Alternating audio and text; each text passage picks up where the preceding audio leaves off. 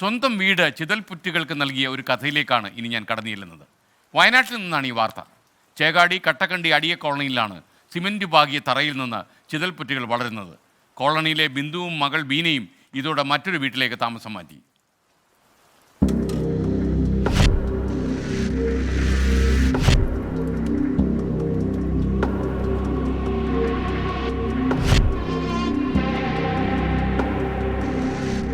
Cement തറയിൽ നിന്നും വളരുന്ന ചിതൽപുറ്റുകൾ, വീടിന്റെ ഉമ്മറത്തും നടുത്തളത്തിലും മുറികളിലും വരെ പുറ്റുകൾ.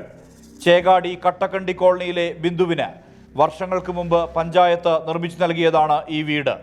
നിർമ്മാണത്തിലിരിക്കുമ്പോൾ തന്നെ ചിതൽപുറ്റുകൾ വളർന്നു തുടങ്ങി. താമസം തുടങ്ങിയപ്പോഴും ഇത് ആവർത്തിച്ചു. അപ്പോഴൊക്കെ തട്ടിക്കളയുകയായിരുന്നു പതിവ്.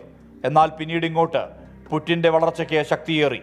വീട് മുഴുവൻ ചിതൽപുറ്റായതോടെ കുടുംബം അടുത്തുള്ള തറവാട്ട് വീട്ടിലേക്ക് മാറി. വീടിൻ്റെ ഉള്ളിൽ മൊത്തത്തിൽ ഒരു 3-4 വർഷമായി ചെറുതായിട്ട് പൊന്തി വരുന്നു. അപ്പോൾ ആ വീട്, ഉള്ള റൂം മൊത്തം ഇപ്പോൾ പുറ്റായിട്ട് അവർക്ക് താമസിക്കാൻ പറ്റാത്ത രീതിയിലാണുള്ളത്. പുറ്റ് ഇപ്പോൾ ശരിക്കും ആ കോൺക്രീറ്റിൻ്റെ ടോപ്പ് കോൺക്രീറ്റിൻ്റെ അവിടം വരെ പുറ്റുണ്ട്. അപ്പോൾ അവിടെയുള്ള ആൾക്കാർ വേറെ വീട്ടിലാണ് ഇപ്പോൾ താമസിക്കുന്നത്. എന്തൊക്കെയാണെങ്കിലും ആ വീട് മാത്രമല്ല, ആ പ്രദേശം അടക്കി ഇങ്ങനെ വലിയ പുറ്റ് വരുന്ന കാഴ്ചയാണ് ഇപ്പോൾ കാണുന്നത്.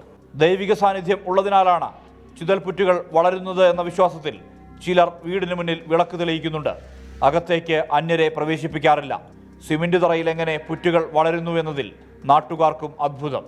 ഇതിപ്പോൾ വീട് പണിതിട്ട് കുറച്ച് ദിവസം കഴിഞ്ഞപ്പോഴത്തേക്കന്നെ ഇത് പുറ്റ് ഇങ്ങനെ വളരാൻ തുടങ്ങി. പിന്നെ അത് വളർന്ന് അവരാദ്യം തല്ലിപ്പൊട്ടിച്ച്, വീട് പണി നടന്നുകൊണ്ടിരിക്കുന്ന സമയത്തായിരുന്നു, തല്ലിപ്പൊട്ടിച്ച് തറ പണി ചെയ്യാൻ വേണ്ടി അത് കോൺട്രാക്ട് എടുത്ത ആൾ ശ്രമിച്ചു നോക്കി. അത് പിന്നെയും വളർന്നുകൊണ്ടേയിരിക്കുകയാണ്. പിന്നെ ദൈവികപരമായിട്ടുള്ള എന്തോ ഒരു ഇതാണ് അതിൽ നിന്ന് കാണുന്നത്. അതിൽ ഇപ്പം ആൾതാമസങ്ങളൊന്നുമില്ല. അവരെ ഗോത്രത്തിലുള്ള ആൾക്കാർക്ക് മാത്രമേ പ്രവേശനമുള്ളൂ. ഒരു അത്ഭുതം തന്നെയാണ്. കിടപ്പാടം ചിതൽപുറ്റ് മൂടിയ അവസ്ഥയിൽ ബിന്ദുവിന് മറ്റൊരു വീട് നിർമ്മിച്ചു നൽകണമെന്നാണ് കോളനി നിവാസികളുടെ ആവശ്യം. മനു ദാമോദരനൊപ്പം സുർജിത്ത് അയ്യപ്പത്ത്, 24 വയനാട്.